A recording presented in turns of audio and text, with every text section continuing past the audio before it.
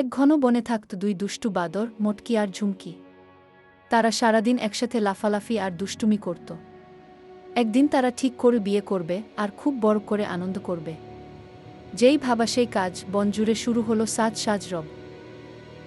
তারা নিজেদের আনন্দে এত মগ্ন ছিল যে অন্যদের কথা ভুলেই গেল।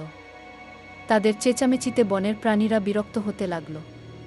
হরিণ, টিয়া সবাই তাদের শব্দে অস্থির। মটকি ঝুমকি কিন্তু কারো কথা শুনছিল না।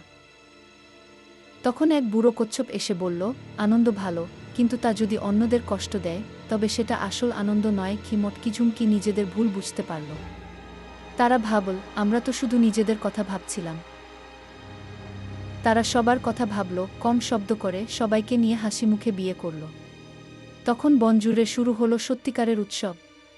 সবাই খুশি, আর মটকি ঝুমকি শিখল যে আসল আনন্দ সবার সাথে ভাগ করে নিলে আরও বাড়ে।